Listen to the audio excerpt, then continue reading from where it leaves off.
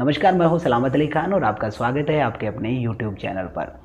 आज का ये वीडियो उन हज़ारों गवर्नमेंट टीचर्स की स्पेशल डिमांड पर है जो Mahatma Gandhi English medium school के इंटरव्यू देने जा रहे हैं और वो चाहते हैं कि मैं कुछ ऐसी टिप्स उनके साथ शेयर करूं और कुछ अपना एक्सपीरियंस मॉडल स्कूल का उनके साथ शेयर करूं ताकि वो इंटरव्यू में पास हो सके।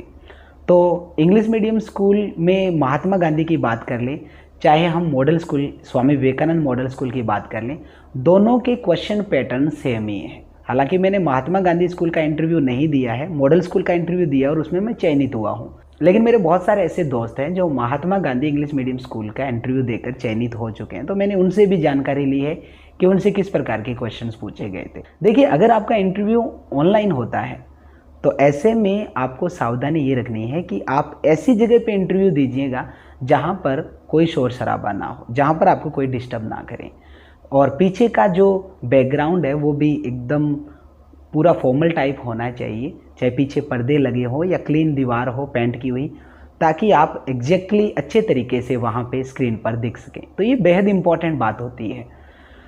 दूसरा, इंग्लिश मीडियम स्कूल के लिए इंटरव्यू आपके हैं तो जाहिर सी बात है कि आप अपने सारे रिप्लाई इंग्लिश में ही करेंगे, और इंग्लिश में हो सकता है आप ज़्यादा फ्लुएंट नहीं हैं, लेकिन मैं कुछ आंसर्स आपको बताऊंगा जो आप अच्छे से प्रैक्टिस कर सकते हैं उनकी। दूसरा, इन दिनों में हो सकता है आपके दिमाग में तनाव है कि पता नहीं क्या पूछा जाएगा, आप अपने सब्जेक्ट को खंगाल रहे हैं, न जाने क्या पूछ लिया जाए। देखिए, आप सारे गवर्नमेंट एम्प्लॉयज़ हैं और इंटरव्यू लेने वालों को पता है कि आपको अपने सब्जेक्ट की तो जानकारी है, इसीलिए तो आप चयनित हैं। लेकिन ओवरऑल पर्सनैलिटी को चेक करने के लिए आपको बाहर की जानकारियाँ भी पता होनी चाहिए। अब इंटरव्यू देते वक्त सावधानी आपके पहले ये रखनी है कि आपकी ड्रेस जो है वो एकदम फॉर्मल हो। अगर आप फीमेल हैं तो आप साड़ी पहन सकते हैं, अगर आप जेंटलमैन हैं तो आप फॉर्मल ड्रेस पहन सकते हैं। बाजू जो है वो आपकी पूरी बंद होनी चाहिए, अगर आप चाहें तो वॉच पहन सकते हैं। आपका बैठने का तरीका एकदम पूरा संयमित होना चाहिए, आपके हाथ बहुत ज़्यादा हिलने वगैरह नहीं चाहिए। आंसर जब आप दे रहे हैं तो आपका आई कांटेक्ट जरूर होना चाहिए, जो आप में कॉन्फिडेंस को झलकाता है। अगर आप रिप्लाई करते वक्त इधर उधर देख रहे हैं, कहीं अटक जाते हैं, तो आप में कॉन्फिडेंस की कमी होगी। ज़रूरी नहीं है कि आप पूरा फ्लुएंट इंग्लिश में बोलने के चक्कर में आप फटाफट बोलें और बीच में अटक जाएं। आप नॉर्मल वे में बोलिए, नॉर्मल वे में रिप्लाई कीजिए, ताकि आपकी जो बात है वो इंटरव्यू लेने वाले को पूरी समझ में आ जाए। दूसरा, आपको इंग्लिश लैंग्वेज का फेक एक्सेंट अडॉप्ट करने की आवश्यकता नहीं है। कहीं आप ब्रिटिश की तरह इंग्लिश बोलने की कोशिश करें, जैसा इंडियन बोल सकता है आपको वैसे ही बोलना है। अब देखिए, इंटरव्यू लेने वाले हो सकता है 2 लोग हो, 3 लोग हो, 4 लोग हो, उनमें सर भी हो सकते हैं, मैम भी हो सकते हैं, तो हम अलग अलग good morning ma'am, good morning sir कहेंगे। इससे अच्छा आप सभी के लिए यूज कर सकते हैं गुड मॉर्निंग रिस्पेक्टेड जूरी। तो ऐसे में उन सभी को ग्रीटिंग हो जाएगी। तो पहला क्वेश्चन आपसे खुद का इंट्रोडक्शन का किया जाएगा कि इंट्रोड्यूस योरसेल्फ। तो आपको रिप्लाई इंग्लिश में ही करना है। अगर आपसे हिंदी में भी परिचय पूछा जाए तो आपको रिप्लाई इंग्लिश में ही करना है। इस आंसर की आपको बार बार प्रैक्टिस कर लेनी चाहिए शीशे के सामने या आपके दोस्तों के सामने, ताकि आप कहीं भी अटके ना। देखिए, जैसे मैं अपने आप को इंट्रोड्यूस करवा रहा हूँ, इस प्रकार से मेरे हाथ है, मैं कोई ज़्यादा हाथों के एक्सप्रेशंस नहीं करूँगा। आई कांटेक्ट मेरा एकदम इंटरव्यू लेने वाले के सामने रहेगा। चेहरे पे उदासी नहीं, कॉन्फिडेंस होना चाहिए। जैसे, sir my name is Salamat Ali Khan, I am from a small village named Dhannasar in Hanumangarh district in Rajasthan. I got my bachelor degree in history, political science and English literature and MA also in English literature from Maharaja Ganga Singh University, Bikaner. At present, I am posted at Government Senior Secondary School, Thaladka as lecturer in English. I am a good learner and I can express things more impressively. For 7 years, I have been hosting cultural functions at block level. Apart from teaching, I love reading novels and watching movies. तो अब देखिए, मैंने कहाँ पर छोड़ा है watching movies and reading novels, क्योंकि मैं पहले से तैयार हूँ। अगर नॉवल से संबंधित क्वेश्चन पूछा जाएगा, कोई नॉवल का नाम पूछा जाएगा तो मैं इजीली बता दूंगा, किसी नॉवलिस्ट का नाम पूछा जाएगा तो मैं बता दूंगा। मूवीज मैंने इसलिए छोड़ी है कि मूवीज तो मेरे से कोई सी भी पूछ ली जाए मैं बता ही दूंगा, यहाँ तक कि उसके डायरेक्टर को भी बता दूंगा, म्यूजिशियन कौन है वो भी बता दूंगा। तो ये मेरी तो रुचि है। तो आपकी भी ऐसी कोई रुचि है जिसमें आपको ये लगे कि अगर उससे संबंधित क्वेश्चन कितना ही टिपिकल पूछ लिया जाए तो आप रिप्लाई कर सकते हैं क्या। तो इस रिप्लाई के अंदर देखिए, मैंने मेरा खुद का इंट्रोडक्शन तो दिया ही है, मेरा नाम क्या है, मैं कहाँ से बिलोंग करता हूँ, मैंने मेरा BA MA कहाँ से किया है, किस सब्जेक्ट से किया है, इसके साथ ही मेरी क्या एबिलिटी है कि मैं थिंग्स को इम्प्रेसिवली एक्सप्रेस कर सकता हूँ, इसके साथ ही मैंने मेरी रुचि बता दी कि भाई मेरे को नॉवेल्स पढ़ना पसंद है और मूवी देखना पसंद है। तो आपके दिमाग में ये नहीं होना चाहिए कि भाई इंटरव्यू देने वाले को हम ये बता दें कि फिल्में देखना पसंद है तो वो कोई गलत समझे कि एक टीचर होकर फिल्म क्यों देख रहा है। तो ये ऐसी चीज़ नहीं होती है, मूवी देखना कोई गलत बात नहीं होता है। अब यहाँ पर आपने इंटरव्यू लेने वाले के सामने दो चॉइसेस छोड़ दिए कि भाई मेरे से चाहे फिल्मों के बारे में पूछ लो चाहे नॉवेल्स के बारे में पूछ लो। अगर ये मेरी हॉबी है तो मतलब मैं इनके आंसर भी अच्छे तरीके से दे सकता हूँ। अब इंटरव्यू लेने वाला ये चेक जरूर करता है कि आपने हॉबीज ऐसे ही बता दी है या सच्ची में आपकी ये हॉबी है। तो ऐसे में वो क्वेश्चन आपसे उनसे संबंधित ही कर सकता है। जैसे आपको नॉवल पढ़ना पसंद है तो नॉवल से संबंधित पूछ सकता है, और अगर आपको फिल्में देखना पसंद है तो फिल्मों से संबंधित पूछा जा सकता है।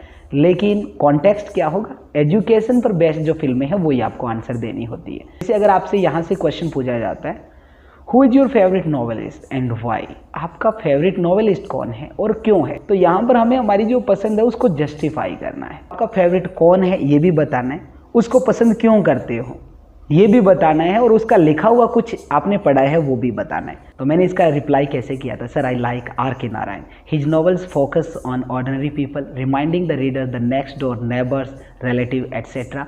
आई love his the vendor of sweets which depict the story of an ambitious but coward father Jagan. He is a skilled vendor but an unskilled father. तो अब इस रिप्लाई को देखिए, मैंने बता दिया R.K. नारायण पसंद है। क्यों पसंद है, क्योंकि ये ऑर्डिनरी पीपल से, ऐसे लोगों से जुड़ा है जैसे हमें लगता है कि हमारे नेक्स्ट डोर पे ही रह रहे हैं, जैसे कोई पड़ोसी है, कोई रिश्तेदार है। ऐसी कहानियाँ जो R.K. नारायण के नॉवेल्स में देखने को मिलती है। और मुझे उनका कौन सा नॉवेल पसंद है, द वेंडर ऑफ स्वीट्स है, जो कि एक एम्बिशियस लेकिन एक कावर्ड फादर की कहानी है, जगन की। कैरेक्टर का नाम भी मैंने बता दिया, और एक लाइन मैंने बहुत ही अच्छे तरीके से इसमें ऐड की अपनी तरफ से, he is a skilled vendor but an unskilled father. Vendor के रूप में तो वो स्किल्ड है, लेकिन अनस्किल्ड वो क्या है, फादर है। तो इस प्रकार से जैसे ही मैंने ये रिप्लाई किया था तो मेरे को वेरी गुड सुनने को मिला, तो मैं पूरा कॉन्फिडेंट हो गया था कि मेरा चयन आसानी से हो जाएगा, क्योंकि ये चीज़ें मेरे पहले से दिमाग में थी कि अगर इस प्रकार के क्वेश्चंस पूछ लिया जाए तो मेरे को कैसे रिप्लाई करना, इसकी रिहर्सल मैंने की थी। तो आप भी इस चीज़ की रिहर्सल कर लीजिएगा। अब देखिए, आपसे नॉवेल्स का क्वेश्चन पूछ लिया गया, आपको पता है कि R.K. नारायण आपका फेवरेट है।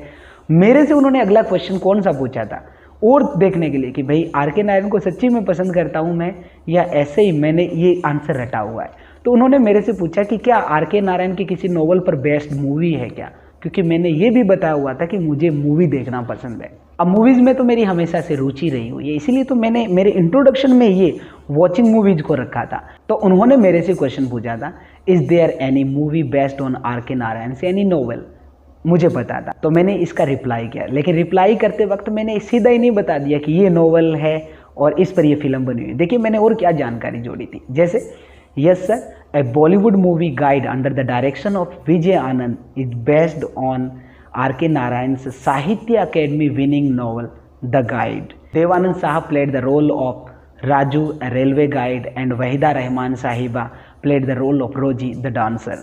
तो यहाँ पर मैंने उनको ये भी बता दिया कि भाई विजय आनंद ने डायरेक्ट की थी इस फिल्म को, देवानंद साहब ने लीड रोल किया था, राजू का किरदार निभाया था, वहीदा रहमान ने यहाँ पर जो है रोजी का किरदार निभाया था। लेकिन यहाँ पर मैंने देव आनंद सीधा यूज नहीं किया था, देव आनंद साहब और जो वहीदा रहमान साहिबा। तो ऐसे में थोड़ा सा और इम्प्रेशन क्रिएट हो गया था इंटरव्यू लेने वालों के सामने। तो अब उनको पता चल गया कि भाई मेरी रुचि इन चीज़ों के ऊपर है और मैं थिंग्स को एक्सप्रेस अच्छे से कर रहा हूँ।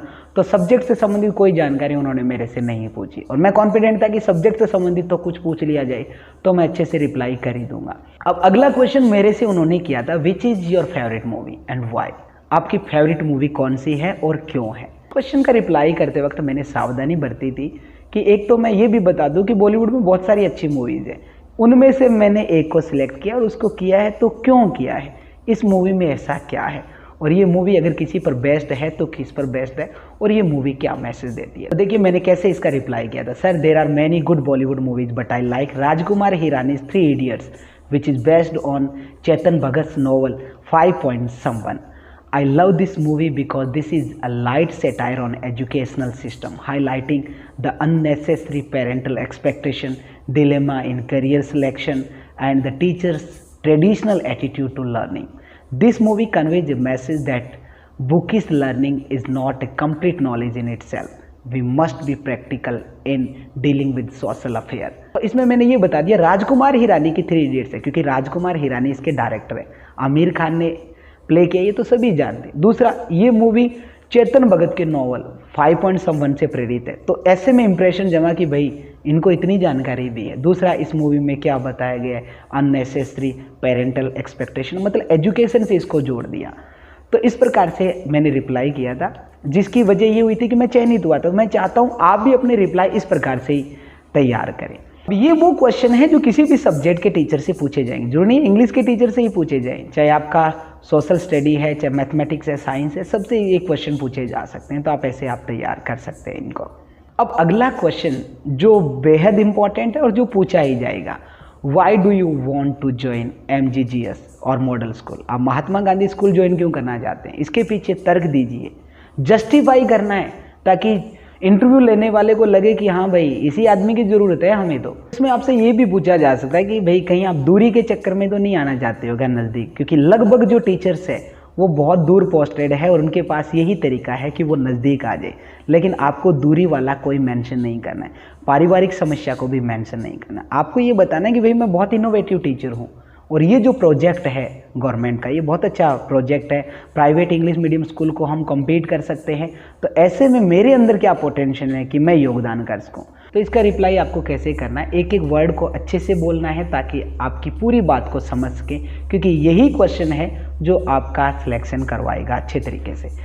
तो इसका रिप्लाई कैसे कीजिएगा? Sir, as the modern time is an advance time and English is the need of present time, people prefer to educate their children in English medium schools which are so expensive for poor families, and as Mahatma Gandhi English medium schools are an ambitious project of government, so being a government servant I want to contribute in this inimitable project. In my opinion, the students of government schools are unaware of correct pronunciation of most of words which prevent them to develop originality of speech. I am sure that I can utilize all the sources available to enrich the skills of my students and compete the English medium private schools.